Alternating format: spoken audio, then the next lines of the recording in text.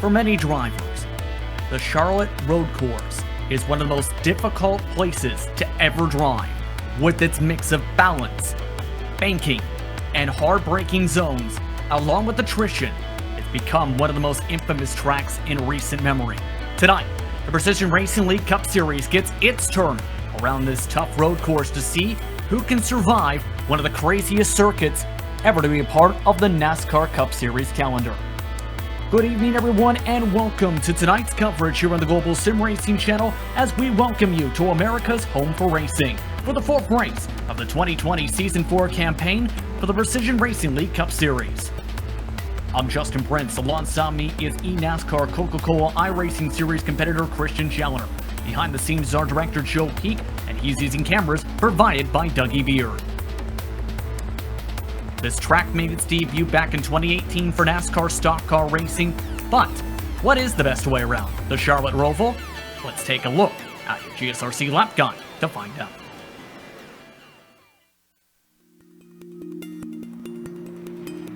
Welcome to Charlotte Motor Speedway. Until a few years ago, most race fans probably didn't know that this track had a road course layout. Thanks to a huge revamp to prepare for NASCAR to race on it, the Roval is now a top-tier facility.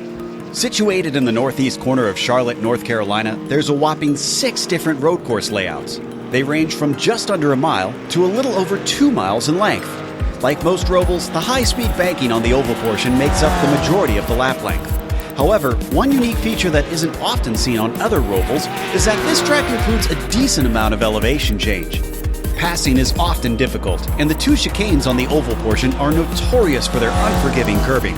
Lesser-powered cars find overtakes a bit easier with the slipstream on the banking, but anything with some oomph is going to have to work very hard to get by their rivals. If anything, attrition often rears its ugly head, and simply keeping the car pointed forward and clean will net you a good finish.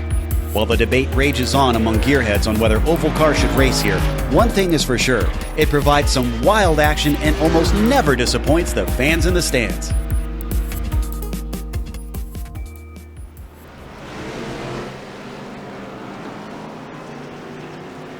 Look at your GSRC lap guide for the Charlotte Motor Speedway Roval. Now, Christian, when it comes to these stock cars, how did these machines drive around this very difficult track when it comes to 2020 rule regulations?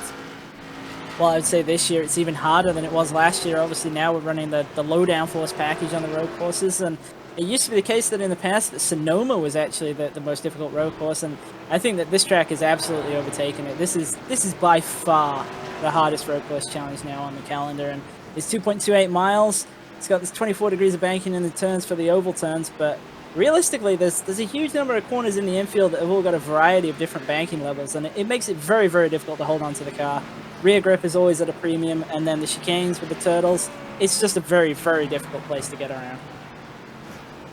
This could be a tricky one today, absolutely, especially on top of the banking differences, some of the elevation changes. Now, before we take a look at how things are shaping up when it comes to the championship side, we'd like to remind you of the series title sponsors. First, WEBB Hearing Centers. They're family-owned and have operated since 1972, providing top-quality hearing aids and service in Arizona. Visit them at webhearingcenters.com. This series is also presented by ButtKicker. ButtKicker products include incredible immersion and bring realism to every game. Feel every nuance and truly put yourselves in the driver's seat. To feel what you've been missing, go to thebuttkicker.com. Let's take a look at your driver standings to see what you may have been missing when it comes to that battle so far.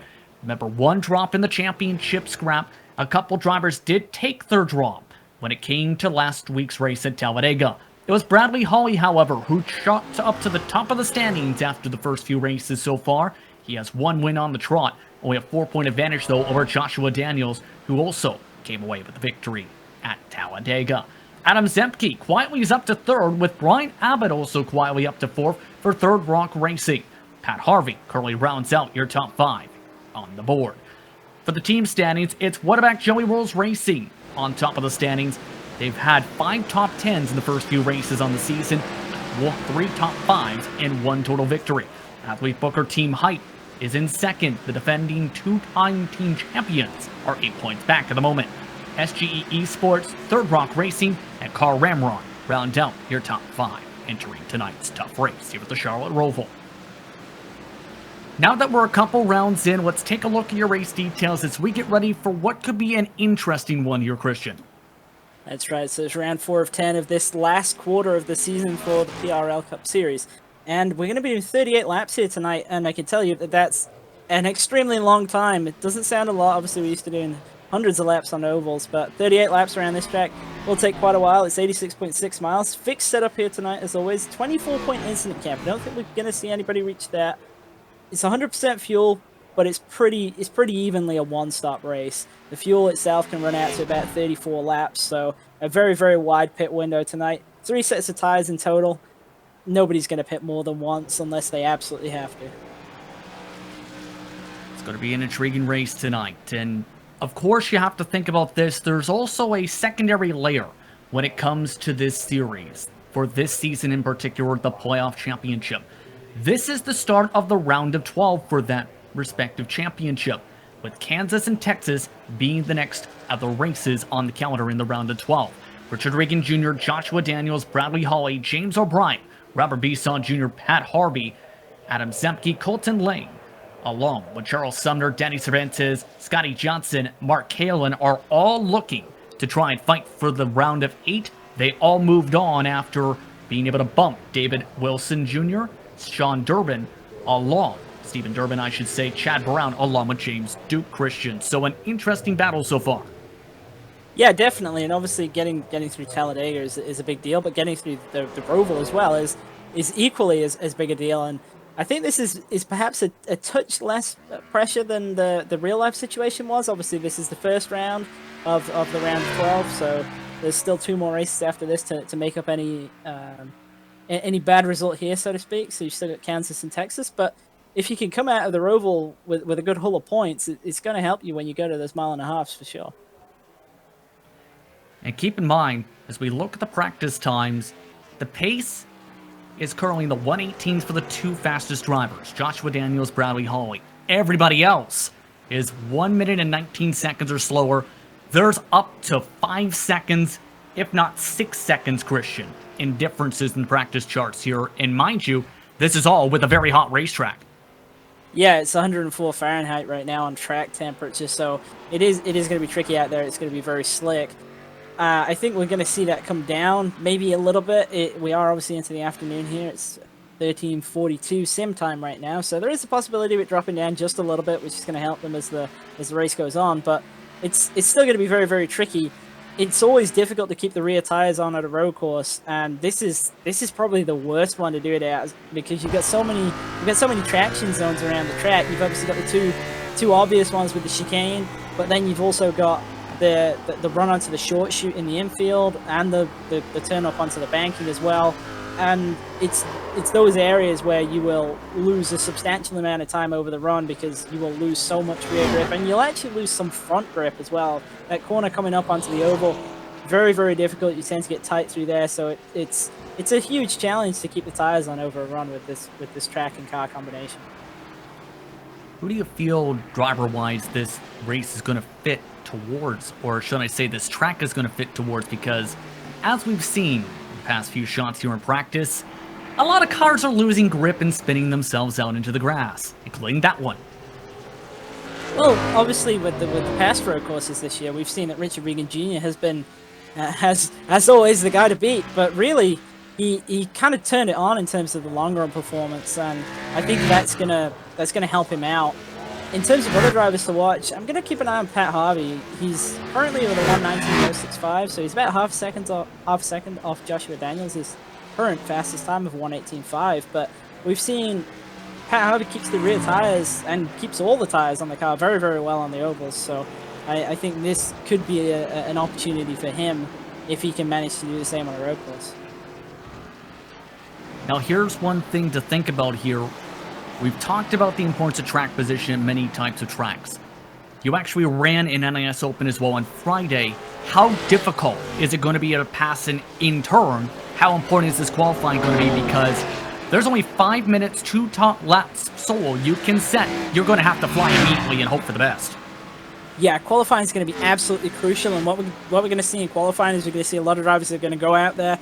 They're going to crawl around the outlet very, very slowly, and the reason for that is the tires are absolutely their best on the first lap. You don't want to take anything out of them on the outlap if you can help it.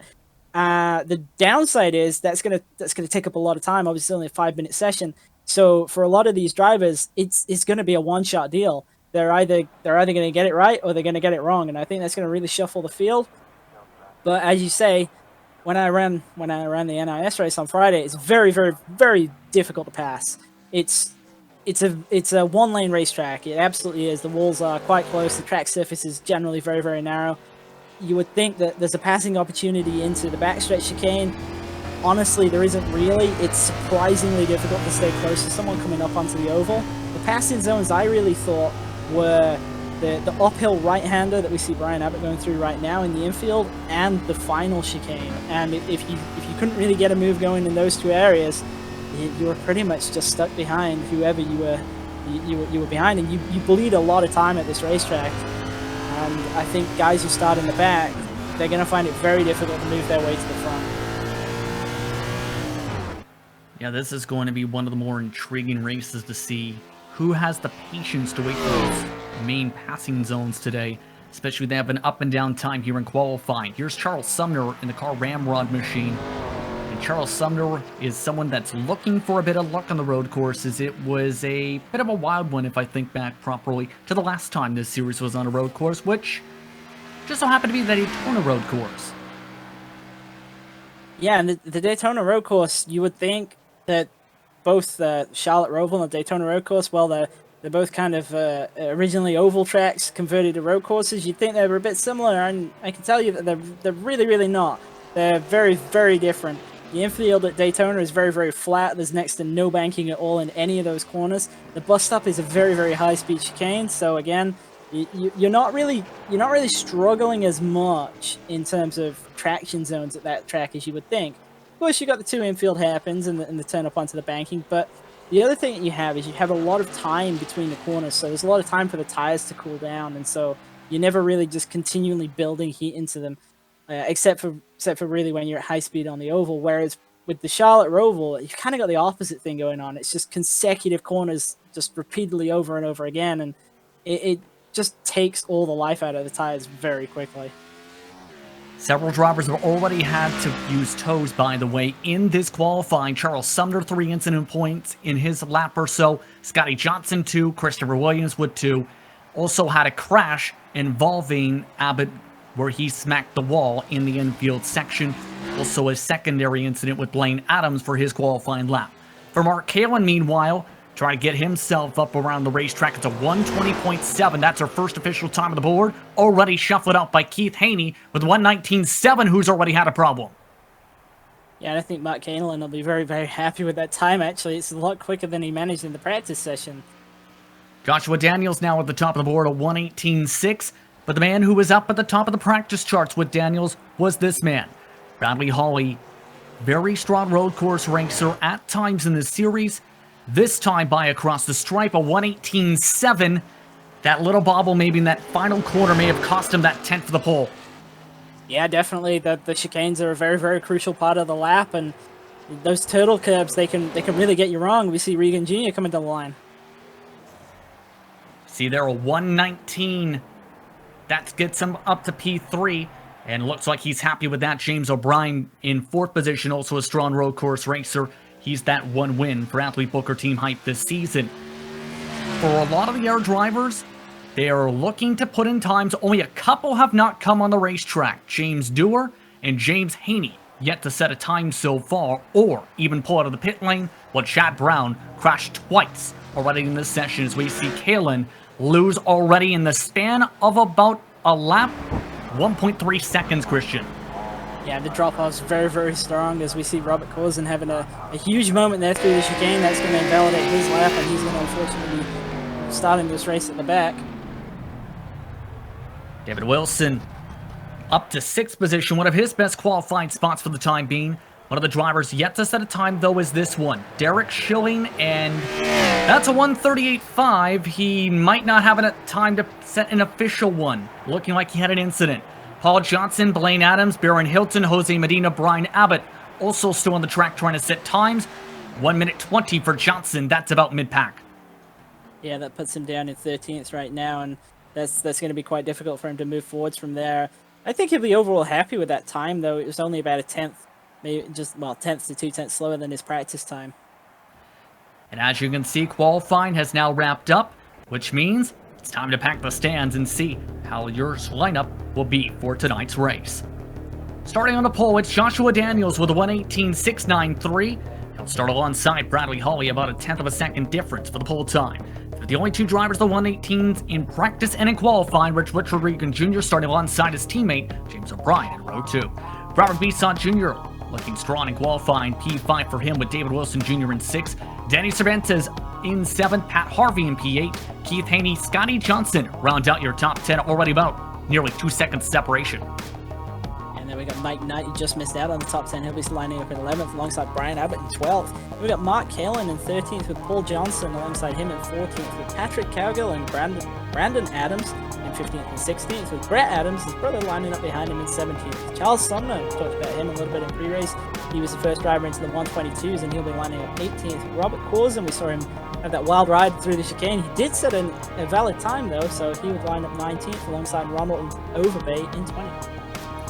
To our driver set times, Christopher Williams, Colton Lane, 1:22.7s. The rest of the drivers set via provisionals either had crashes in qualifying or did not come out. Blaine Adams, he had a crash, demolished the left side of his car during his first attempt. Jose Medina 24th, Chad Brown crashed twice, will start 25th. James Dewar in 26th set a 1:23 in practice. James Haney's best time is in the 1:26s, while Baron Hilton and Derek Schilling will round out your 29 car field. Once again, that's a look at your starting lineup for tonight's race. Again, 38 laps of distance, about 86 miles. One stopper to make it on the field. Your keys to victory tonight as these drivers get ready for a full pace lap to set things up tonight. I've spoken about it a lot already, but I'm going to mention it again, and it's absolutely tire management. Whoever can keep the tires on the best, they're going to have the best long-run performance, and it's going to pay off for them. Even if they're starting a little bit in the pack, maybe say inside the top 10, but not towards the front, if they have better tire management, they can make their way forwards. It won't be easy for them, but they'll definitely be able to do it. And the other thing it's going to come down to is going to come down to your decision as to when you make that one pit stop. The obvious choice is lap 19, but you have to keep in mind where you're going to come out amongst other drivers who might not pit on lap 19, who might try and stretch it out a little bit. And the advantage drops away very, very quickly on tires. So if you get stuck behind someone because they haven't pit yet, and you lose that, it's pretty much 1 second or more in the first lap. So if you lose that 1 second advantage, you won't ever get it back. So you have to make sure you come out in some clean tracks so you can really take advantage of your new tires.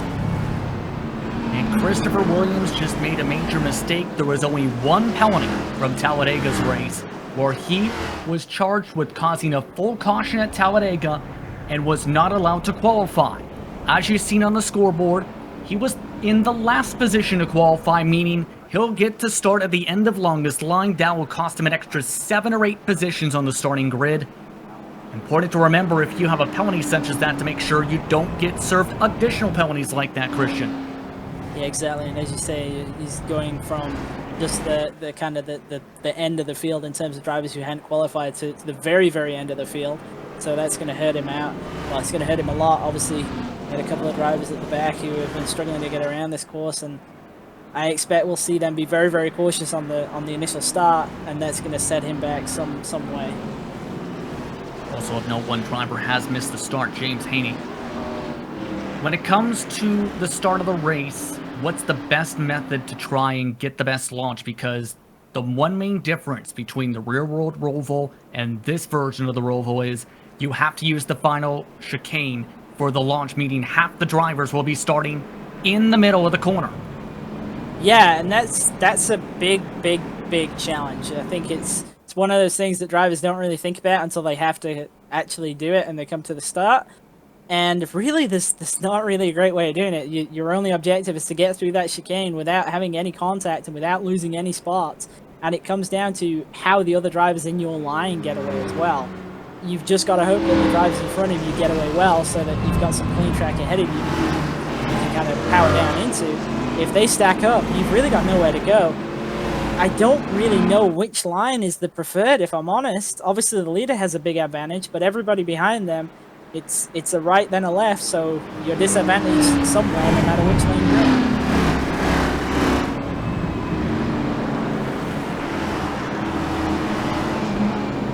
All set to get things going for the Charlotte Roval here for the PRL Cup Series. Daniels and Hawley in control of the field, waiting for the green flag to get us back rumbling. Round 4 of 2020 Season 4 is underway from Charlotte.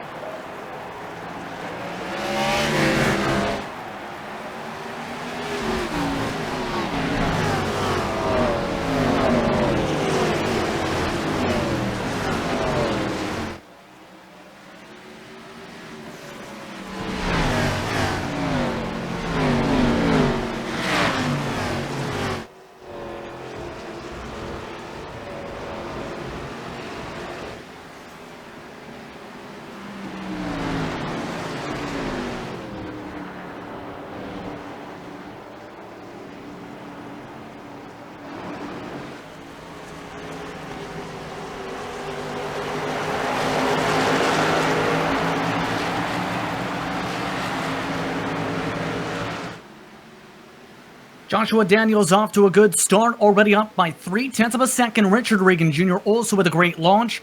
O'Brien, though, has already lost about a second or so as several drivers single file. Wilson Jr., though, with the deep center of the bus stop, may able to make a pass as several cars play bumper cars in the edge of the top 10. Yeah, and you can see how having those battles going on inside that group is already starting to split the field up some. Look like, for the most part, everybody's had a very clean lap 1. The only car I saw going around was the 88 of Robert Corson. He was around in the infielders. We've got a car around in the backstretch again. Derek Schilling is that car who goes around. He's going to lose some time. He's the last car now running on the racetrack in 28th position. Everyone else, a very clean launch to begin this race. Now it's going to be the tough part. Trying to hold on as the tires fall off here, especially with drivers around. Patrick Kilgill in trouble in the middle of the pack, the 31 machine. And this is not a good spot to be stuck. Yeah, this is a very difficult spot to recover from. Obviously, you've got cars coming around turn 1. You can't see very well, and it's really difficult to get the car turned around in this small gap. Looks like he's going to do it. Going to get off and away. Here's a look at the replay, and here's one of the main things. It was seen in real life a lot today. It was seen in real life across the service this week. It's so easy to just loop it like this. Yeah, very, very easy to do that. Looked like he might have caught the curb a little bit with the left sides, and it started kind of a little bit of a hopping effect, and then when he got on the power, it just went around on him. It's a Fatal Concepts machine with some trouble as we take a look at the battle for P6. SGE eSports machine of Robert Bisson Jr. holding on for the time being. Has lost a bit of time. There was that check-up effect as mentioned. You see some of the damage caused from that on Danny Cervantes' car. Yeah, and right now they've got a little bit of a gap up the road to David Wilson Jr., so really it's a fight between these two for the meantime. But the other thing with the Roval is that, wow, what a huge slide and a good save there. But with the Roval, it's really, really difficult to make a pass where you don't disadvantage both cars because the track is narrow, and when you're side by side, you do lose a lot of lap time. About that save, Danny Cervantes clobbered the wall on the outside. His entire right side of the race car is crushed on in. How big is damage here at the Roval if you're Danny Cervantes now? Well, sometimes you can get lucky with that. That does look like that was a pretty substantial hit, and I know last year at this track, the corner he's coming through now, the left-hander up on the oval, I hit the wall on the outside, and that that lost me a lot of straight line speed. So we'll have to see how he is now as he's coming onto the oval. If he gets eaten up, we'll know that he's got similar damage, and I can tell you from experience that that's painful. That's not something that you want at this track where passing is already difficult. Harvey actually lost time down the straightaway to him, but that is allowing a couple other cars to battle in. Scotty Johnson, who had a good qualifying run in a quietly deceptively good point season so far, is in 9th. Keith Haney is also closing on into this grouping. Lost a lot of time, however, in the bus stop. Trouble for Charles Sumner, though. The 98 machine losing some time in the backstretch bus stop once again. I'll have to get a replay on that, but it looked like the 23 of Brad Adams might have just got in there a little hot and tagged Sumner into a spin. Take a look at this one as you see some of the Adams family racing machines behind, and it's so easy just to lock up the brakes and in turn, in some cases, even wheel hop like this. Yeah, and you can see that he's not trying to make that pass. What's happened is he's missed his braking marker, and it's a natural thing to do. You turn to the apex in this vain hope that you'll get down to it, but unfortunately for Charles Sumner, he happened to be on that apex. Yeah, there's some cases where one of the races had watched with this particular set for these fixed drivers tonight was many drivers locked up the right front going to that backstretch chicane. Be a trouble spot for the rest of the day. But the top 3 at the very least, they're off to a great start. Only about a second of fall so far in about 3 laps, and they're all nose to tail. Yeah, these guys are doing a great job of holding onto their tires. As you say, only falling off about a second. That's pretty good at this point of the race. And that's really going to be the deciding factor, I think, between these 3 drivers. Obviously, raw pace-wise, they're all very, very similar. So I think we're going to have to wait until maybe lap 10 to 15 to see how they're holding onto their tires and who's doing the best job. Wild slide there for Holly out of the last corner. He's not going to want that. His rear tires are not going to like him for that. Slippy slidey and loses him a bit more of time. Now, this grouping still has pulled away by 4 seconds from James O'Brien and David Wilson Jr. And the interesting mark is, as you see trouble for Medina in the backdrop at the back of the field, that some drivers are good at road courses. Yes, O'Brien, for example, was strong at Sonoma if you think back to last season.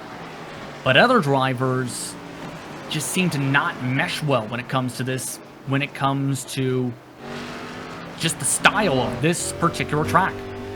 Yeah, and honestly, I've never truly understood why that is, because my feelings on this have always been that if you can drive the car at, say, a short track, if you can drive, say, at Martinsville, you can drive at Richmond, anything similar ilk to those, then realistically you can drive a road course too, because the techniques that you're using, they're very, very similar.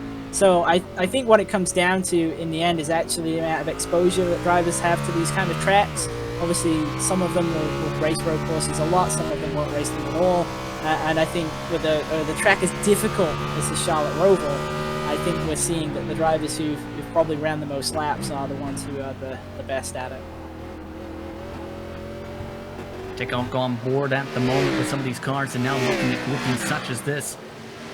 It's a lost time already for these drivers. Brian Abbott, Paul Johnson, Mike Knight in this group. Of note, Jose Medina had more trouble. Aaron Hilton also with more problems. Keep in mind that there is an incident limit in this series, 24 incident points. Normally that isn't a factor. Welcome to road course racing, though, where they definitely can be a factor at this rate. Yeah, that's definitely true, and I mean, you can pick up enough to run yourself into this disqualification penalty. That said, if you're picking up 24 incidents at the Charlotte Roval, I think you've probably got quite a substantial amount of car damage at the same time, so that might take you out of the race before the incident limit does.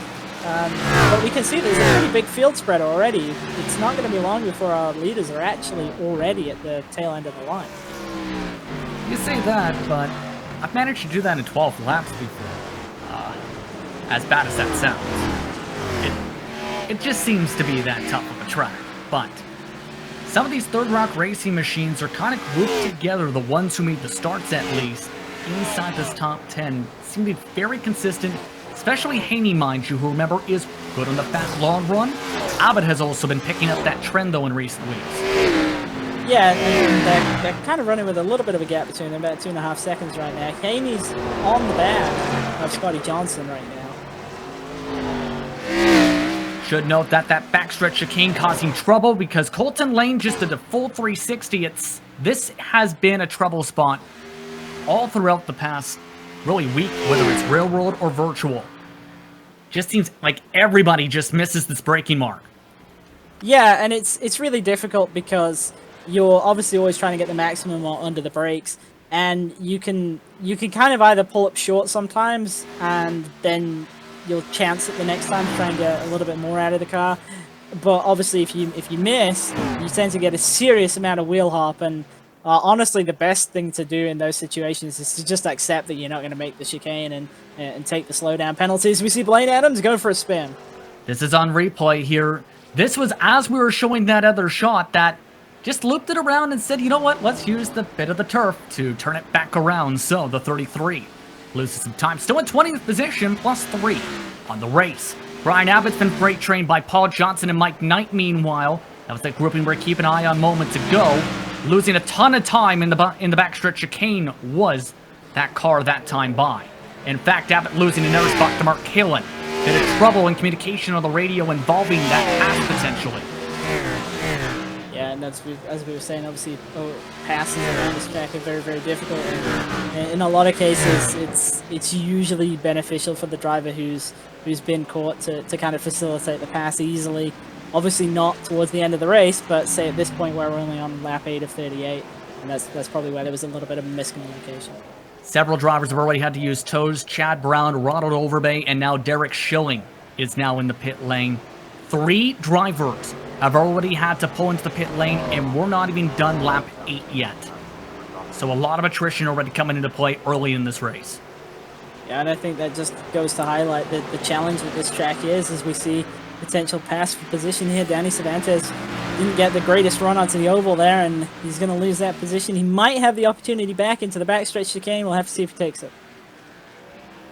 Taking a bit of a peek, a couple drivers have tried passes in this section. That was what caused the mistake originally for Abbott.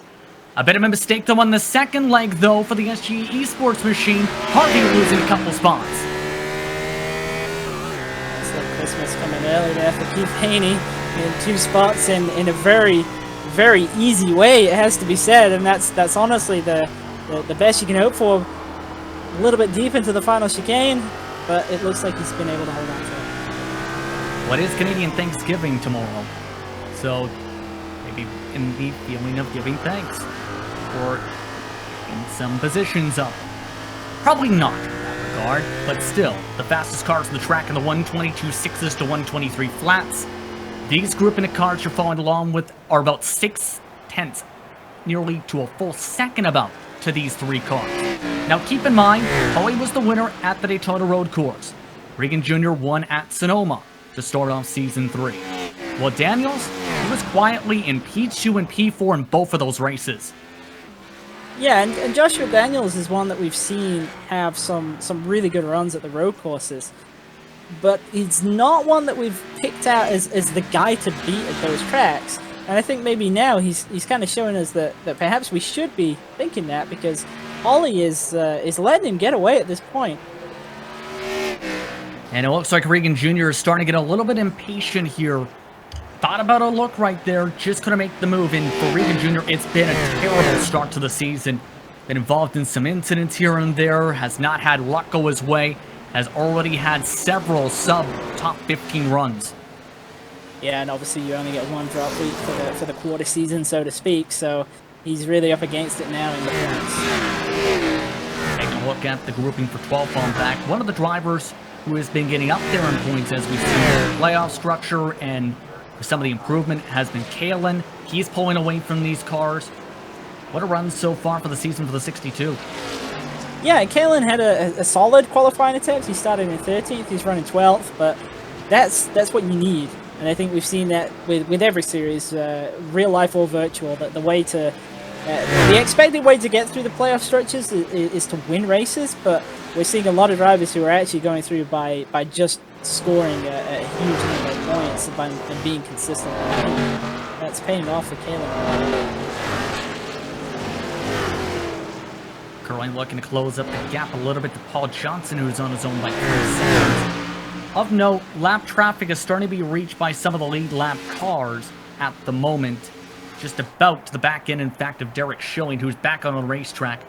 When it comes to lap traffic management, how do you want things as a driver to be here at the Charlotte Roval? Because this is, again, not your typical road course. Do you want something like Derek Schilling just did and stop on the front stretch, or do you want to just pick your spots, if that makes sense? How would you play it? Well, I think with how difficult it is to pass cars around this track, you never want to have to execute a true pass, so to speak, on a car that you're about to lap.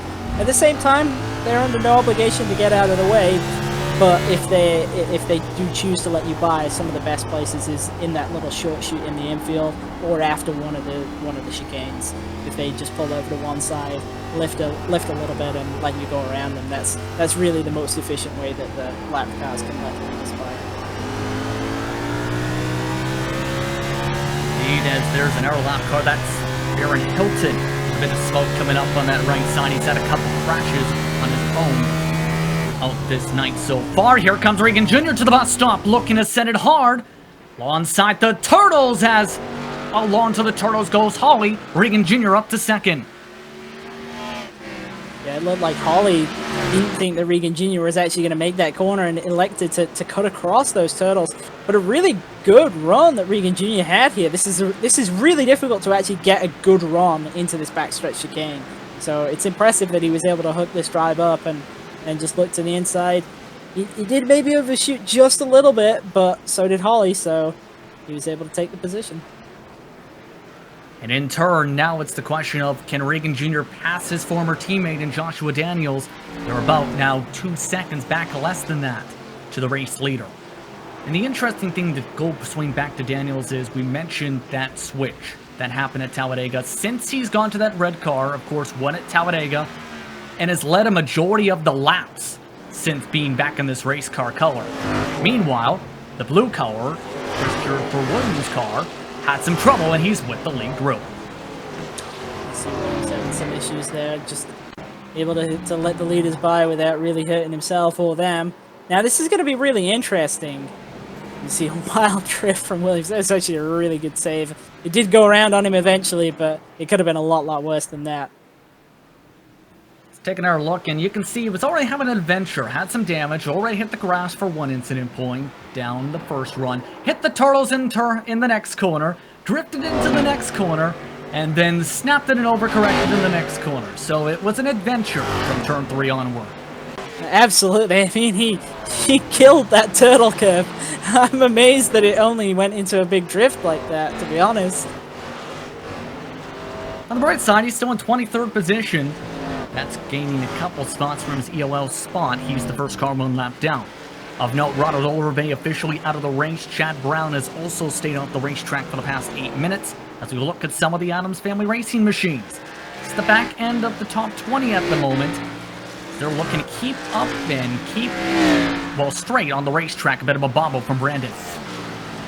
Yeah, and we've already seen one of the Adams family cars go around in this race, but keeping it, for the most part, clean, and obviously we have seen a lot of drivers have issues, so I think a clean run around this track will actually net you some solid points, and I'm just keeping an eye on the lead battle right now, and obviously we talked about drivers coming down around lap 19 if they wanted to split the race in half, and I think that's really what sort of pushed Reagan Jr. into trying to make that move on Bradley Holly as they come towards the pit stops. He wanted to be as close as possible to Joshua Daniels so that there was the possibility of overlapping him somehow in the pit stops. You see the difference on the intervals as well with Daniels. 0.6 of a second difference last time by. That's going to potentially shuffle a bit with James Dewar moving to the side on those Turtles that time by. But still, Reagan Jr. is coming. And the interesting part is, we've talked about the fall off already up to 4 seconds in about 13 laps. Who pits first could be crucial here.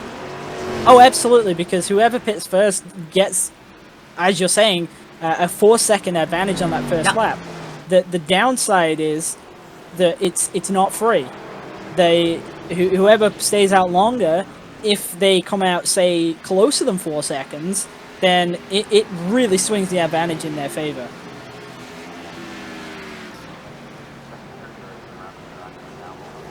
Absolutely.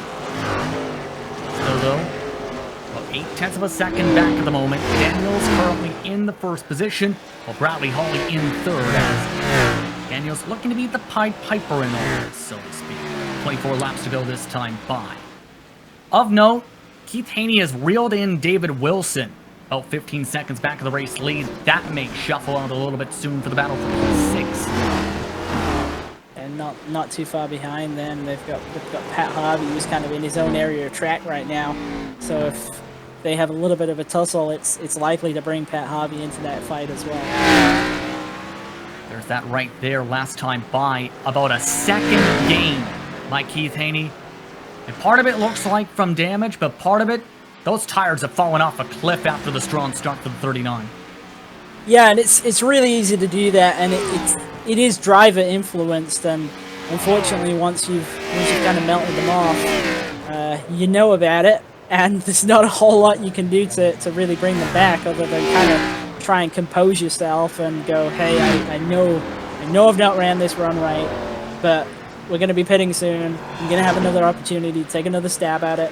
And I think that's got to be said for our lead group as well, because I think all three of these guys at the front have still got a serious chance of winning this race. I think right now, Richard Reagan Jr., he looks the strongest, but with how close they've all stayed for 15 laps, I think they're all still in this fight. Let's ride along a little bit here with Richard Reagan Jr. because he's now within 3/10 of a second. Listen to how hard he's going in the brakes. And he actually just about got that pulled up in time right there. Don't think he quite got the apex he would have wanted. You see rear end wiggling around as they get on the throttle out of the chicane. Good spot to try and pounce. It was about 2/10 of a second quicker last time by the race leader. Was the quickest overall on the racetrack. Just seems again like Reagan Jr. has a bit more confidence in the brakes, but there's a saying. Slow in, fast out. He's losing time on the corner exit. Lost another couple tenths of the stripe there. Yeah, and that's a situation where you can find yourself in very easily at this track, where you kind of chase the driver ahead of you and try and catch him up on the corner entry, but you actually end up hurting yourself more because, as you saw there out of the last chicane, you might see it a little bit here. You saw there, Joshua Daniels was really, really tight to the inside curve. Richard Reagan Jr. wasn't, and you see the gap elongate out as they come onto the short chute.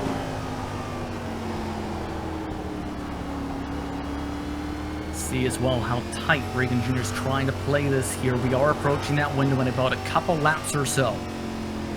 Daniels, though, has been losing a bit of time, it seems, on specifically that part of the Speedway section, as well as a couple of the apexes here and there. It just seems he struggles off the NASCAR 1. Yeah, it's a difficult corner to get back onto because it's a real balance between how aggressive you want to be with it. Reagan Jr. really deep into the backstretch chicane once again, but coming back to that corner onto the banking, the car kind of really doesn't want to turn, no matter what setup you've got underneath you as you're coming up onto that. So you really got to get in the throttle to get it to rotate. And obviously that's not really an easy thing to do. And it requires a lot of confidence and faith in the car that it's one, not going to push straight into the wall, and two, it's not going to hook itself down the racetrack and spin. Scheduled pit stop for Charles Sumner. He's now in. So some of the drivers at the edge of the top 20 are starting to come in for scheduled stops here for some of the undercuts. Who do you feel might be candidates again to try that out outside of the race league battle? Well, just looking through the field, we've got quite an interesting tussle for say 10th back to about 13th, where there's a potential to overlap drivers. Mark Kalin right now, he's got drivers 2 seconds either side of him, and actually a pair of drivers within a second of him in front right now. So that's an opportunity where you could execute an undercut strategy, jump ahead of both of them, probably be able to hold them off towards the end of the race. And this is Mark Kalin, who's lost a few positions since we've seen him nearly in the top 10 before. Mike Knight has been consistently around that 11th to 13th position throughout this entire night. But the battle for the race lead, once again nose to tail.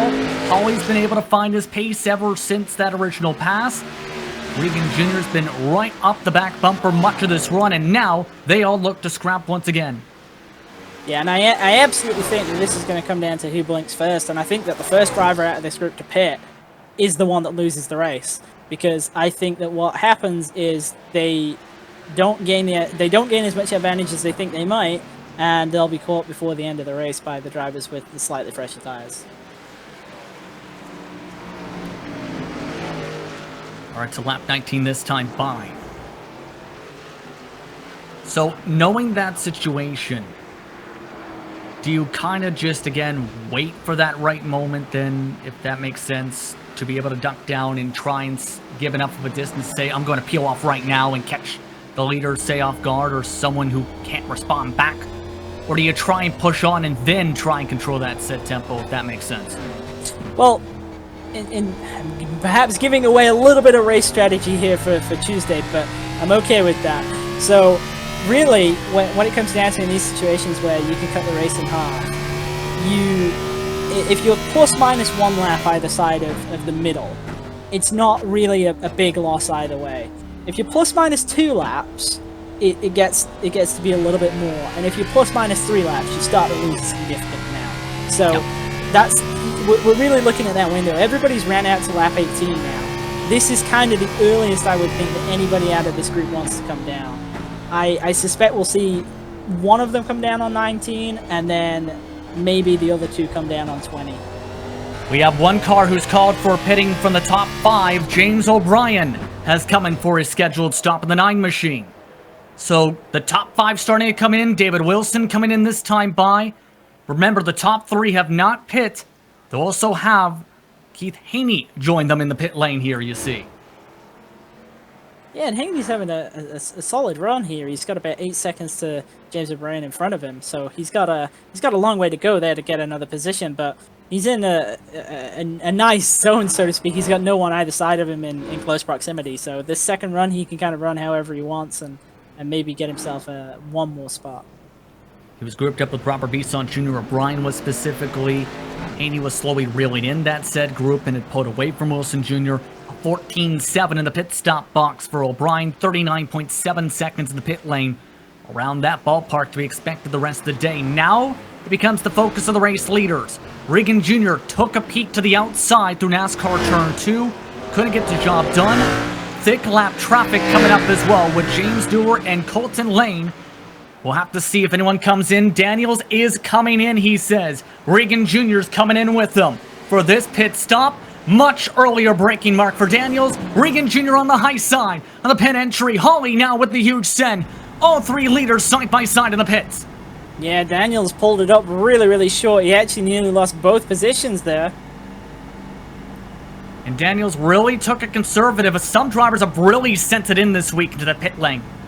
Yeah, and it's difficult because you've got that banking transition, and if you catch that wrong, you'll just start to slide the tires, and then you'll probably actually miss the pit cone, and you'll blast into the pit lane way above the speed limit. So obviously you don't want to do that, which I think in most situations is where Joshua Daniels' approach is actually the better one. It's the more conservative one, but when you're in that tight of a battle, 3-way battle for the lead, it's going to cost him the race lead. And indeed it does. Daniels off to second. Hawley shuffled to third. Reagan Jr. now in the race lead by about a second. And they came out with a bunch of cars who came into pit who were a lap down. That includes the 33 of Blaine Adams. Colton Lane also had came in, as well as a couple others. So they're already in the mix of traffic again, who are on equal tires here. Yeah, this is going to be tricky from this point forwards because we've seen Richard Reagan Jr. control races from the front, but he's got to be careful. You don't want to push hard right at the beginning. It's going to hurt the tires really, really badly, and he's still got to think he's got to do half a race on them. And you can build an advantage, yes, but you can lose it immediately if you catch a lapped car. Almost as he's catching Pat Harvey here, he's nearly lost some, not all, of the advantage that he built on pit exit. See still the traffic. Colton Lane already up nearly into the fence, in fact, trying to let by the race leader. But here's the thing. You may notice this is not for the overall lead for the time being. You've seen Robert Bisson Jr. moments ago. He's staying out at the moment with a 16-second buffer. Remember, he was in the top 5. This could be an interesting call here. Yeah, and I'm a bit surprised that he's electing to stay out. It will give him fresher tires, and we saw it the other day. He's a driver who likes to be on the attack, and I got to respect that, but it's going to make it difficult for him. He's going to have to cut through cars that he otherwise would have been ahead had he pitted on schedule. Already Reagan Jr. is pulled away by nearly 3 seconds. It seems like Reagan Jr. is in full attack mode. These drivers have not been pushing as hard yet, despite the fact, of course, Holly trying to peak a little bit. It just seems like they're backing it down a little bit more. Yeah, and I think this is where Holly has to be smart here. If he wants to make a pass on Joshua Daniels, it has to be assertive, and it has to be quickly. You can't afford to fight, otherwise Richard Reagan Jr. is going to be out of reach. Absolutely completely, just about here. Colton Lane misses the braking mark behind him and spins out in the middle of the backstretch chicane. Nowhere traffic, though, around him to be held up. These cars were able to stay safe, as that was to the right of this battle for second. Besant Jr., though, is in, meaning now this officially puts Reagan Jr. up to the race lead on the board. Reagan Jr. just getting held a little bit by lap traffic as he comes across to start the next lap. Now, the interesting part's going to be where this car for SG eSports is going to cycle through. Still going to lose time, absolutely, was with James O'Brien just about for that position grouping. Keith Haney was nearly around that group as well.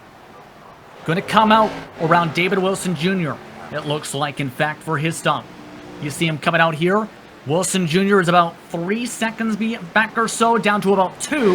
Right into a mix of a battle, in fact, he's going to come out to just about. And he's actually come out ahead of Wilson Jr. there, and that's going to help him out a lot. Having that clear track, he's going to be able to use those new tires to their absolute maximum. So, Besant Jr. has to close at 20 seconds to the race leader. About 10 seconds or so to where he was before. Robert Corzin waves hello as he lets by the lap traffic. They're slowly keeping themselves within range, if not reeling in Reagan Jr. now, though. That's starting to come into play. They've gained 4/10 this lap. Yeah, and this is what I was saying. I think that Reagan Jr. has to be careful here. You don't want to blow the rear tires off right at the beginning of the run. It will come back to bite you late on, and I definitely think that Joshua Daniels and Bradley Holly haven't been pushing as hard as we see Holly come sliding out of the last chicane. But certainly Joshua Daniels, his car doesn't look like it's sliding at all. It looks like he's being really, really careful to not overstress the tires. And here's the interesting part. The fall-off's even quicker than the first one, believe it or not. 2 seconds in the span of about 3 laps. And you can see the track temp around exactly the same where it was before. The air temp, if anything, maybe a touch higher.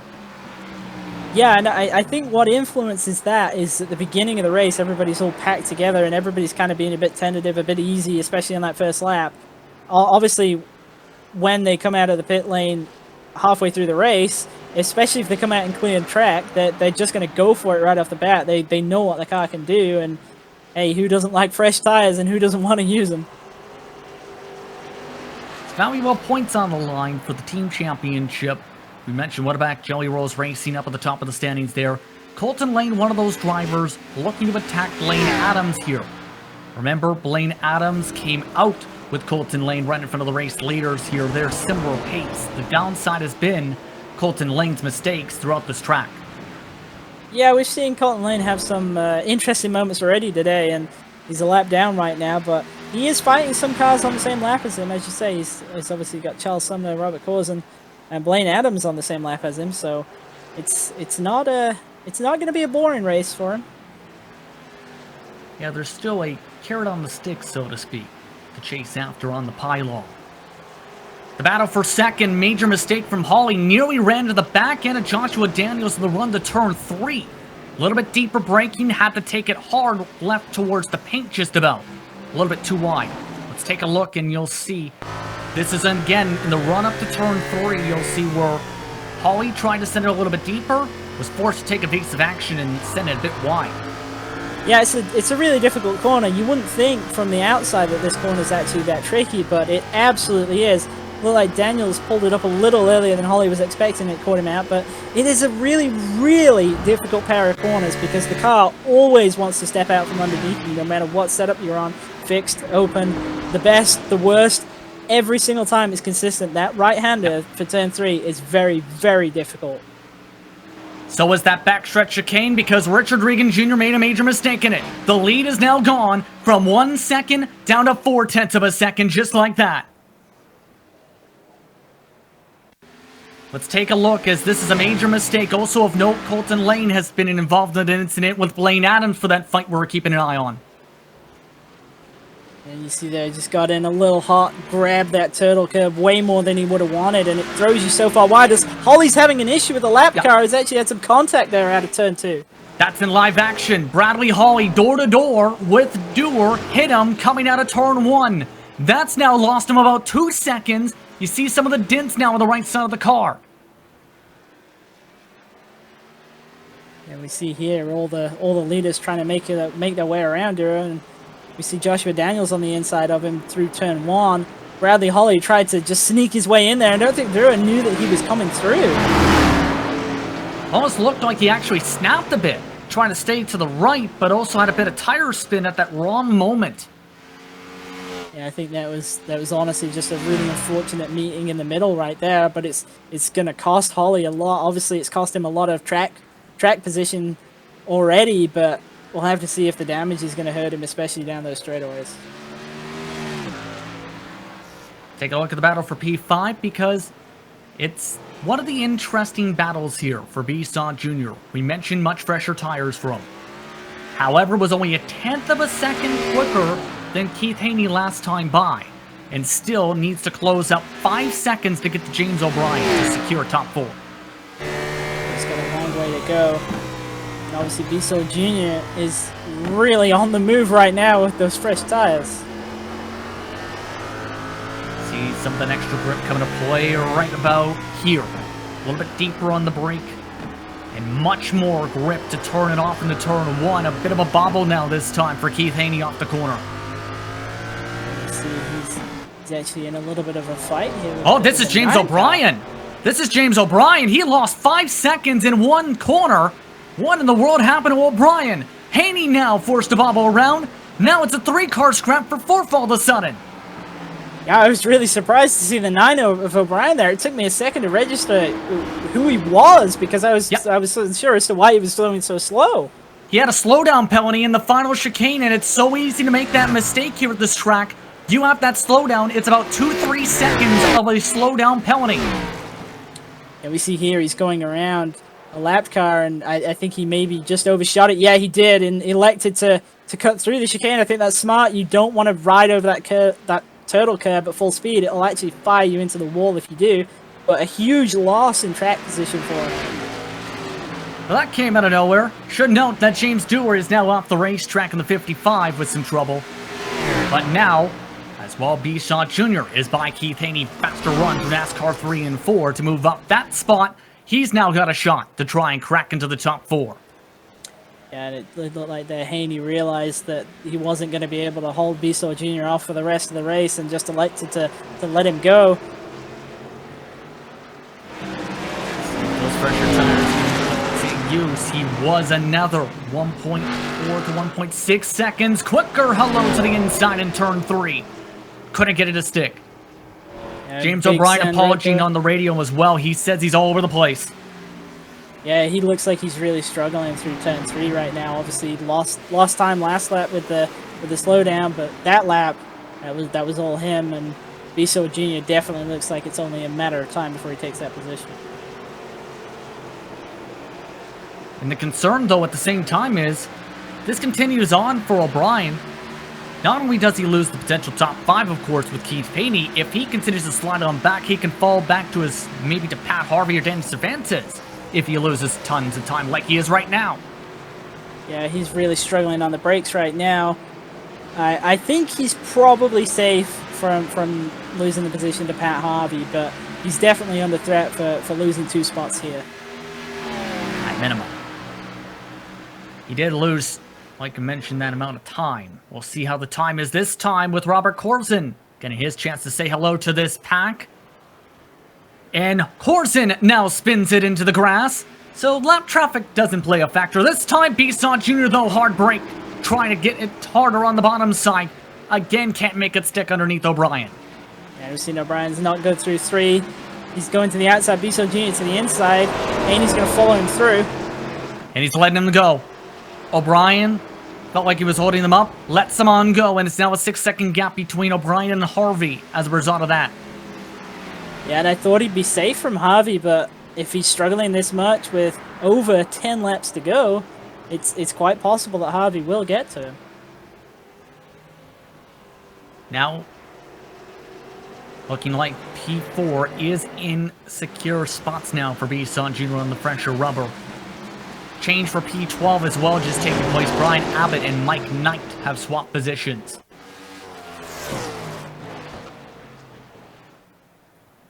Let's take a look as, again, one of the independent drivers in the series, runner for Gen X, making a bit of a mistake there in that run to the final corner. Brian Abbott had already been a bit behind, and the mistakes continued off to turn 1 and 2. Yeah, and he was lucky to not end up in the heartburn turn right there. Only losing one spot, I think, is a fair price to pay for keeping the car in one piece. Of note, your race leader has completely checked out. Reagan Jr., remember, had lost a ton of time before. All of a sudden, he's 4.5 seconds up. Yeah, and I think that's interesting, and obviously we had a lot of action going on right there, so I'm not entirely sure how he was able to pull away as much as he did, but Joshua Daniels now under threat from Bradley Hawley. They are in a bit of thick traffic. We talked about the traffic management and needing to get by them quickly without having to pass. The main thing is, when you're in groups like such as this, how much more difficult is it to get around them if, say, they don't immediately back off? Well, it's really difficult, as we've actually seen one spin right in front of them. That's Baron Hilton again. It's not been a good day for the 47 machine. Yeah, Baron Hilton's having a rough time. He is up 6 spots from his starting position, but the car is looking like it's been on a bit of an adventure this afternoon. Yeah, around the merry-go-round. Maybe took the Ferris wheel as well.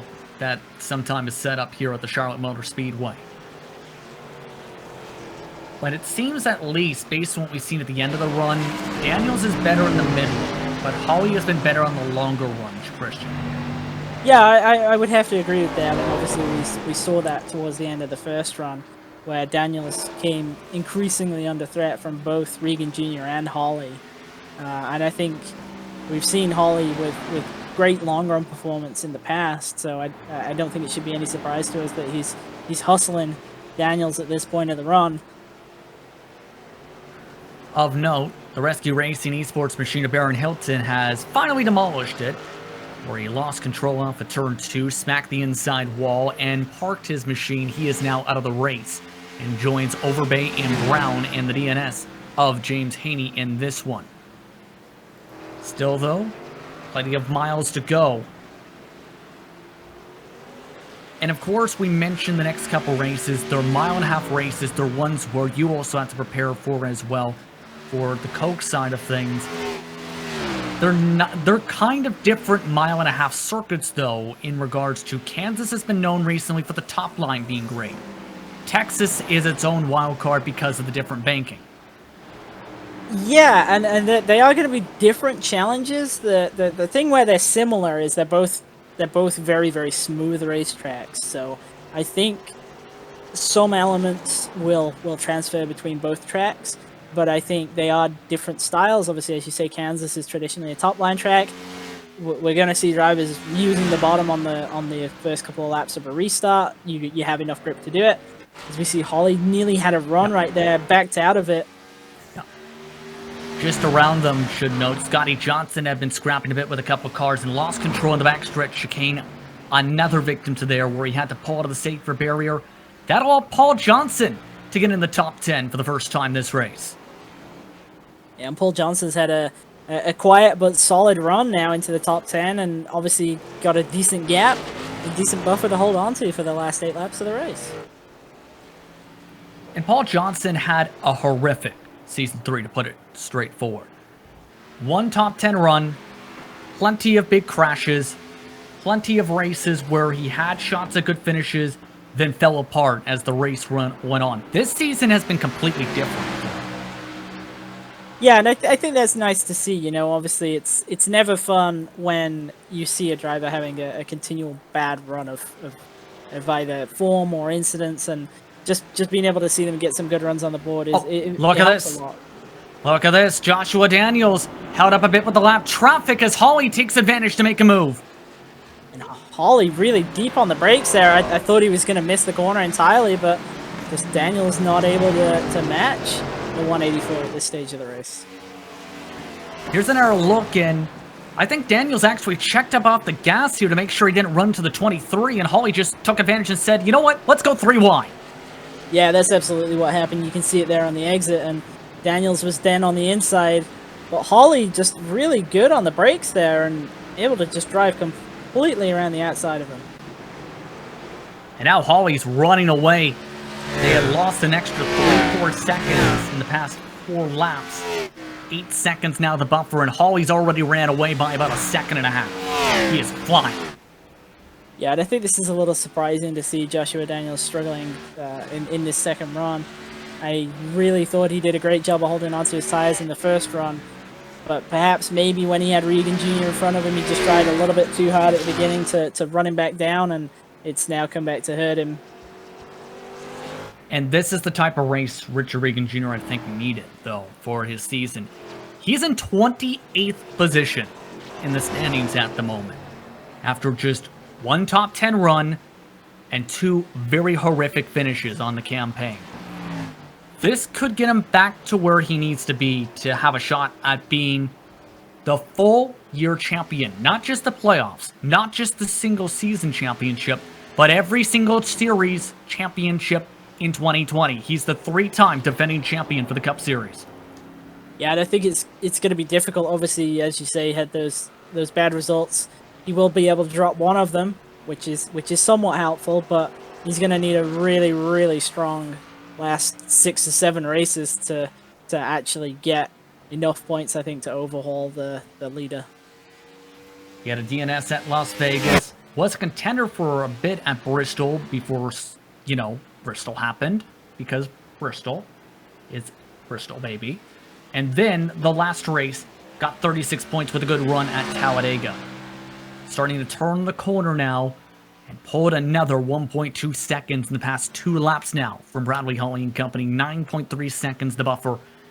Just continuing to run fairly consistently around this track to the point where he's lapped up to 15th. Yeah, and I mean, he's absolutely checked out this second run. I thought it was between any of them for it, but as soon as he got to the lead, he had that one moment, that one little bobble, but since then, he's just oh, trouble. Pat Harvey involved with a lap car. James Dewar again makes contact with another car. Danny Cervantes takes advantage. What in the world? It was in the backstretch chicane, and take a look. Dewar was on the right side of the track, and then Pat Harvey nearly turned him here for this. You see Harvey behind here. Dewar pretty slow through the chicane at this point. I think Harvey just wasn't anticipating him to be that slow on the exit there, and tried to cut to the right of him, and I think Dewar probably expected him to go to the left. Just, again, a little bit of a miscom, but Cervantes able to take advantage of that and steal the position. He was at least 2 seconds back from all this, then watchers as, oh hey, lap cars being lap cars here, I'm just going to take this spot, thank you very much. On the radio said, that was pretty crazy, quote unquote, that's significantness. Now, this is one of our closest battles on the track because Pat Harvey is still within reach a little bit. It's the matter of can he get around in the next 4.5 laps. Yeah, absolutely. I don't think this is over by any means. Pat Harvey's going to want that spot back, and I think looking at it, he's going to have the opportunity to do so. Backing up a little bit more on the braking mark compared to Danny Cervantes. Cervantes, though, a little bit slower, it seems, in the apex, as Harvey just cannot get the launch he's looking for, though. Not enough traction. Yeah, it looked like Cervantes was actually a little bit defensive there on the braking. He wasn't all the way to the right side. He was actually more in the middle of the track, but able to get out of the chicane much, much better than Pat Harvey. Trying to pick the spots at this moment, and Cervantes actually gaining a bit of time as well. 1:25.3 that time by for Cervantes. Harvey stole 124.7 to close up the deficit. But now this is the true test, now that they're back within equal footing just about in terms of positioning. Harder sent for Harvey again into turn 3. Yeah, and I think this is where Harvey's better through this infield section, but then it's the traction zones where it looks like Cervantes has got the advantage over him. So it's going to make it very difficult for him to pass him. Seen a bit of smoke. Should note that's Colton Lane bringing up that smoke. He's still off and rolling in 20th position. Lap traffic is approaching, though. They are reeling in Christopher Williams, the 22nd place car. And this could be in the same spot as they reached them before, if not towards the front stretch. We've already seen lap traffic play a big part in this battle. It might do so once again. The one driver I'm keeping an eye on right now is Robert Bissell Jr. We saw him get up to 4th place, and we kind of thought he was going to stall out at that point. But Joshua Daniels is starting to fall back now, and the gap is just under 6. Well, it's around about 6 seconds, let's call it, depending on how it ebbs and flows. It's not many laps to go, but he's substantially quicker. The last lap he got caught out by a lap car, but the lap prior to that, he was the full 2 seconds faster that he would need to be to catch Joshua Daniels. Here's a look at that specifically. You see, in fact, 2 seconds, 1.6, 1.6, 2.6. Daniels' tires completely falling off. Bissell Jr. is within 0.3 of a second a lap to Reagan Jr.'s pace at the moment, for comparison's sake. So it's now 5 seconds that he needs to close in 3 laps, if not 2.5 laps, in fact. I think he might get close. I'm not certain that he's going to be there or able to actually make the pass for that 3rd spot, but it's definitely not over, and it's definitely not safe for Joshua Daniels at this point. On top of that, they have clean track, so it's down to the tire difference as well as the driver's skill. There's no traffic, which could potentially play a factor in all this. And I think that's actually plays the advantage a little bit into Joshua Daniels' hands. He doesn't have to worry about catching anybody in a bad spot, losing time unnecessarily in that sense. 2 laps to go this time by Bissell Jr. Again, the fastest car on the track, 123.8. Daniels, a 124.9. Might have just enough of a buffer at this rate. Should note that there was a secondary pit stop from Gary showing for the 3rd time, should say. He's in 24th. Here's your race leader, though, Richard Reagan Jr., looking to lap up to 14th. What a run for Reagan Jr., especially the second half. Yeah, it's been a really impressive performance in the second half of the race. Obviously, the first half he was in the fight for the lead, but the second half he's just completely demolished it. He's gone and he's absolutely checked out. He's been near perfect on the marks. He's been the quickest of the top 3 in the second half of the clean air. He still has a bunch of lap traffic around him, including these cars. Other than that, clean driving from here on out. White flag waiting. Colton Lane ready to let him by the front stretch as Reagan Jr. takes the white and bumps him. He's got plenty of time in hand to work his way around the lap cars. That was a bit of a tight section. Hawley has also lost a few seconds. Remember, Hawley had pulled away by about 5 seconds. He's lost a ton of time all of a sudden for the white flag as well in the 184. That came, believe, for the backstretch chicane, maybe, yes, where he got the turtles, like, seen similar. Bissell Jr., though, still 2 seconds back from Daniels now. Yeah, his last lap was almost exactly 2 seconds faster than Daniels. The gap, 2.5 seconds, so I think he's going to just fall short. For Richard Reagan Jr., looking for his first victory of the season. He's been dominant all throughout 2020. This campaign has seen the most adversity he's had to face in the past few months. Now, just a few more corners to go to bring Athlete Booker Team Hype back to victory lane, it looks like. Yeah, and obviously a dominating performance in the second half of the race here, and it's a great return to form for him, and I think it gets him back in with that opportunity of winning all 4 seasons. The crowd goes wild as Richard Reagan Jr. will take the checker flag. He wins once again in the PRL Cup Series, this time at the Charlotte Roval by more than 12 seconds. Bradley Holly holds on to P2, and Daniels able to just hold on to Besant Jr. Besant Jr. backed it down, and he's crashing for 4th. Well, a spectacular way to cross the line, but I think that showed just how hard he was trying to get to that 3rd spot of Joshua Daniels. Pat Harvey's been pushing hard to try and get 7th back. Should note Keith Haney P5, O'Brien P6. Can Harvey get to the back bumper? No. Danny Cervantes able to take advantage of a mistake and hold on to enough of a bumper to hold on to a P7 run. And then Harvey started in their respective positions. David Wilson Jr. fell off a ton and still finishes 9th. Scotty Johnson able to buzz back Paul Johnson to round out the top 10 despite crashing down the backstretch chicane just about 7-8 laps ago. What a race tonight, to say the very least, Christian, in this one. We'll have a lot to talk about during post-race coverage. That'll be coming up in just a few moments. You're watching the Global SimRacing Channel, live from the virtual Charlotte Roval. You're watching the PRL Cup Series.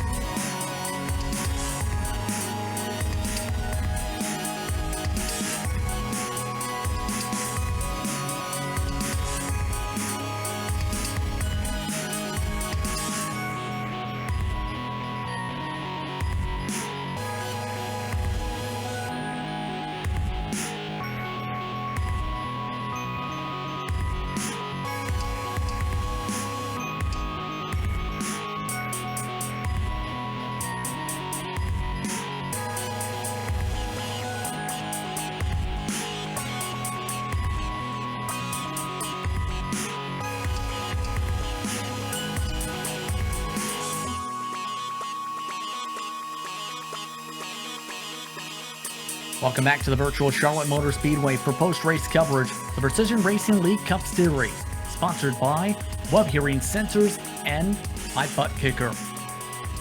Justin Prince alongside Christian Challenger with Joe Peak in the director's seat as we take a look at your unofficial race results for tonight, where Richard Reagan Jr. had a stellar second half of the night. After being able to take the lead on the pit entry, he ran away by 12 seconds to win his first race of 2020 Season 4. Bradley Holly and Joshua Daniels round out your top 3. Speaking to those drivers in just a few moments. Robert Besant Jr. tried a different strategy and nearly got to P3 after the fall-off for Joshua Daniels. In the end, though, it's P4 for him. Keith Haney comes home with the top 5, with James O'Brien falling off quickly in the second run, still comes home P6 of the number 9 car. Danny Cervantes finishes in 7th with Pat Harvey in 8th. David Wilson Jr. was in the top 5 at one point. He finishes 45 seconds back, however, the lead in 9th with Scotty Johnson with a quiet top 10 run tonight, Christian. Behind him, we have Paul Johnson with a pretty quiet run from 14th, but comes home with a solid result in 11th, just missing out on the top 10. Brian Abbott behind him, started in 12th, finished in 12th, another quiet but solid run. And Mike Knight, the last driver to finish on the lead lap, he comes home in 13th. Mark Kalin, we talked about him a little bit in the pre-race. It's a fairly solid night for him coming home in 14th, with Patrick Cargill alongside him in 15th. Brett Adams in 16th. Robert Corson, we saw have some adventures tonight. He comes home in 17th. Charles Sumner, another driver, probably didn't have quite the race he would have liked to have, and comes home in 18th. And Blaine Adams behind him in 19th. And the first driver 2 laps down, Colton Lane, had one of the wilder adventures for the evening and comes home in 20th. Rough race for the number 60. A rough race as well for Brandon Adams, 2 laps down, 21st. Christopher Williams finished without a hood in 22nd. James Dewar, oh boy, that was a night to forget for the 55. 4 laps down, 23rd position. Contact with a couple lead lap cars in some circumstances. A lot to potentially review there. Derek Schilling, 24th, with Medina, Hilton, Overbay, Brown, and James Haney rounding out your running order of note. The 65 did not start tonight's race. But the driver who had a running launch for the second half of this race and ran away from the rest of the field by 12 seconds was Richard Reagan Jr. Richard, you're finally back in victory lane after what has been a nightmarish start to this season after 3 races. How are you feeling after tonight? It's definitely a confidence booster for the rest of the season. Bristol was a nightmare, as many of you guys saw. Then I had to serve the suspension at Vegas, and this is, I mean, I'd consider this my first race back since the suspension, because Talladega's Talladega. That's really anyone's game. So, it was a good rebound to come out here and race the way I did. Let's talk about that run up to the pit lane all the way to the second half of the stint. What was your mindset going through, or what was going through your head, rather, as you were all bumper to bumper for that battle for the race lead for the entire first half, and then you see Daniels backing up the pit entry more so than most people this week? Yeah, I didn't really have much time to practice this week. I was on a work trip and stuff, so I didn't really know how hard to enter pit road, but I was going to pit a lap before my teammate James O'Brien was, he said he was going to pit, and then when we were in NASCAR 3 and 4, I told him I was going to go out one more lap, and then that's when everyone else came down with me. So I saw Josh slowing down a lot, and I was like, let's try to take advantage of it, at least try to get side by side with him. But yeah, that definitely helped me. I was just kind of waiting behind them. I think I had better long run. They definitely had me on the short run, but I was just trying to take care of my tires. And yeah, once I passed them on pit road, I said, I just need to have a good entry to my pit stall and a good exit, and we should be good. And we were able to gap them a little bit. Now, next race brings us back to the mile and a half. Kansas is next on the calendar. Your thoughts there as we go back mile and a half racing for the next couple weeks? We'll see how it goes. I haven't done any mile and a half with this tire yet, so we'll see how that goes. Kansas is kind of like a smaller Talladega or Daytona. I'm glad I don't have to worry about Kansas winning this race locks us in. So, yeah, we'll just see how it goes. That's in reference to the full playoff championship this season taking place as well. Who do you want to thank for your run tonight, though? I got to thank my teammates, James Durr and James O'Brien. James O'Brien helped me a lot tonight, trying to get used to this. Like I said, I didn't get much practice. Got to give a huge shout out to Athlete Booker, Ty. He does a lot for me, and James Durr. Without him and his support, I don't know how fast we would be. So yeah, shout out to Athlete Booker, Team Hype, Bruiser Racewear, Oculus Glasses, Multiple Sclerosis Society, the guys over at Bobby Dale and Legacy eSports. If you need a paint, go to facebook.com/neonism. Get you hooked up with the paint. Tell them PRL sent you. Got to thank all you guys at GSRC, everyone that tunes in, and everyone that puts on the PRL. Congratulations on your first win of the season. Richard Reagan Jr. coming home with a race victory tonight. The man who finished in second had a bit of adventures as well in that second half of the race. It's still a P2 run, though, for Bradley Holly Christian. Bradley, you started second, finished second, but I feel like you might not have enjoyed that second run that much, seeing Richard Reagan Jr. just kind of drive away from yourself and Joshua Daniels. Honestly, I wasn't enjoying that first run. I ended up tearing up my tires a little too much than I wanted to. And that's when Richard got by me. So I ended up taking care of the tires more in that second after the pit stop, and feel like I waited too long to let Daniels by. And then, with some of the lap cars, it kind of just let the gap to Richard spread out. Yeah, that was definitely something that we saw throughout the night. Was the lap traffic really kind of opened or closed up battles throughout the field, and I think Richard Reagan Jr. perhaps maybe just got through him a little bit cleaner than yourself and Joshua Daniels did. But that first run, it looked like all three of you were very, very close. And when you came, well, what made you make the decision to pit on the lap that you did? How come none of you drivers decided to either undercut or overcut each other? Because we saw with Robert Bissoy Jr. that he tried the 2-lap overcut, and he very nearly got back to the top three there. I just, when it comes to road courses, select a split in half. I feel like that's probably the safest option here in PRL. So, that's what I've done in the past, and that's, what I was going to keep doing this time. Like, I never really had time to practice to see what would be better strategy wise. So I didn't really get to start practicing till actually this morning due to work and all that other fun stuff. But it was definitely all about taking care of those rear tires, and I definitely didn't do that in the first run. Well, despite that, I think definitely coming home with the second place finish is not something to be ashamed of, especially in the company that you have here in the PRL league. So next week, going to Kansas, what are your thoughts on that track? It's going to be like every mile and a half or first few laps are going to be nail biting, just like a plate race, and then we'll see how the tire degradation is after a few laps to see if it's going to stay like that or spread out. Well, we'll definitely be there watching along with you, and we'll find out at the same time that you do. But before we let you go tonight, is there anybody that you'd like to thank? I thank the Waterback guys. We practice week in, week out, trying to figure out the best way to drive the track and strategies. I know we didn't get to do it that much this week, but it is what it is. I'd also like to thank our sponsors, Aaron Webb, sponsoring us for this season, and North Star Title for sponsoring us, and you guys for broadcasting us week in and week out.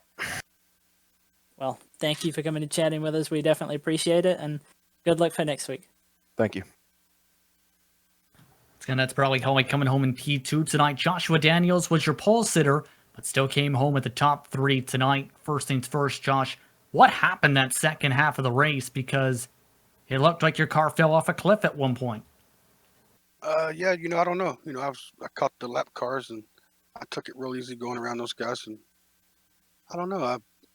I felt like it was running good pace, and my lap times fall off at all. I'm not sure. I know Bissaw was catching me at the end. I know he was really coming hard. Yeah. Go ahead. As far as the Fords, they seem to have a little bit better pace on the long run. I was hoping that wouldn't be the case, but they weren't as bad as the Toyotas. I was glad nobody was fast in Toyota because they were just downright fast on old tires. Yeah, in the second half of the run, it was about up to a second more of fall off you had compared to some of the cars at some point. But to basically talk about how difficult this race was, simply, how difficult was it for you to fight in that top 3-0 race? Because, mind you, you led a majority of the laps in the first half of this event. Yeah, I felt more comfortable out front. I'd run a lot of races during the week, and that's where I'd found myself. But the same thing happened, during the week. The guys would just run me down and, pass me after about 9 or 10 laps. But I just could never figure out how to make my tires last. I made them last a little bit compared to the way I was running at the first of the week, but it just never was good enough to beat those Toyotas. I got where I could beat the Fords in the open rooms, but Bradley and Reagan, them guys are, they're really fast and they're really good at saving their tires. Reagan on that last, run, he was just gone. He did a really good job. I was going in the pits. I pulled down and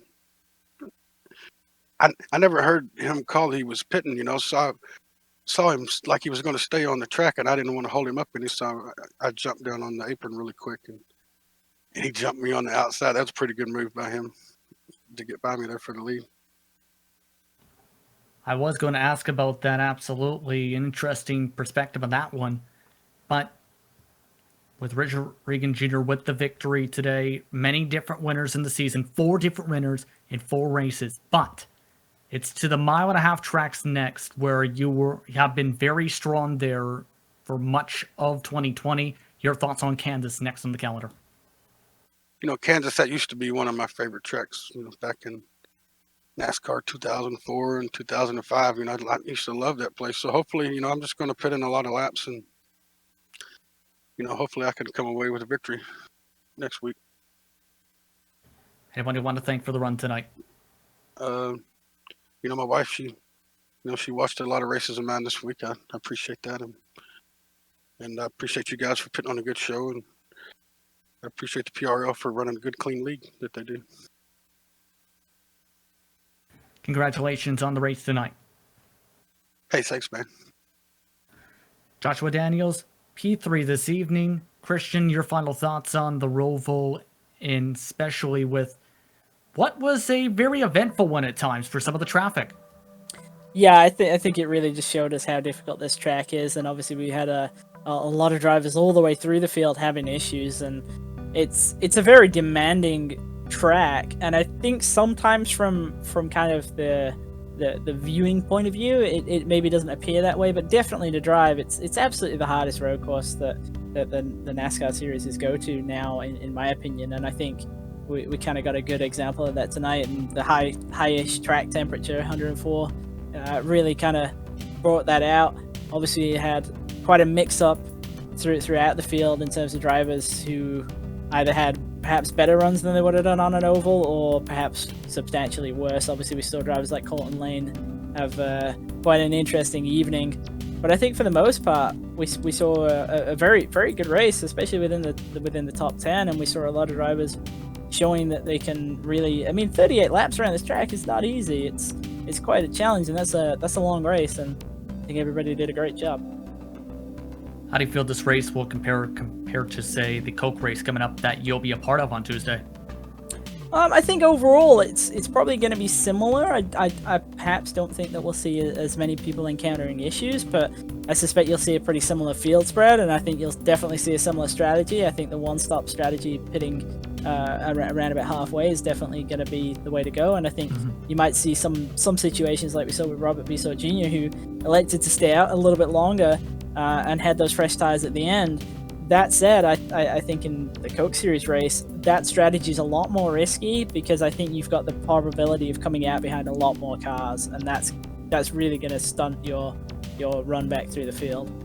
In that reference to that NS race on Friday evening, Jake Nichols had tried that strategy, still finished in the bottom half of the field, believe, in that one on that strategy gamble, as well as a couple others.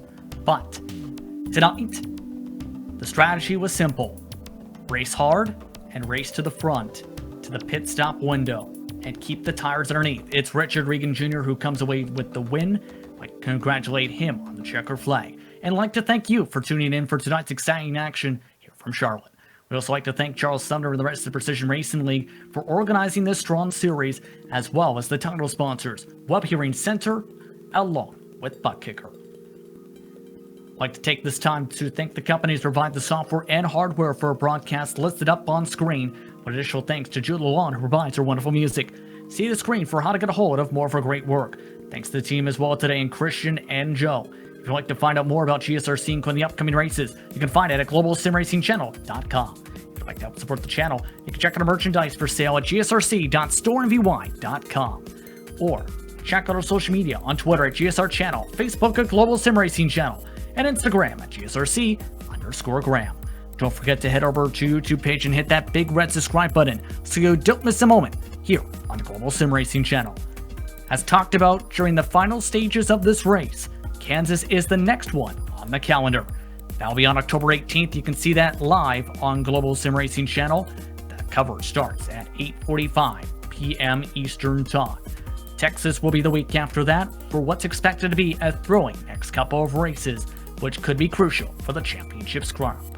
We also have upcoming races for other series listed up on screen, so check those out and mark them down in your calendar. Until next time, race clean, race hard, and we'll see you on the track.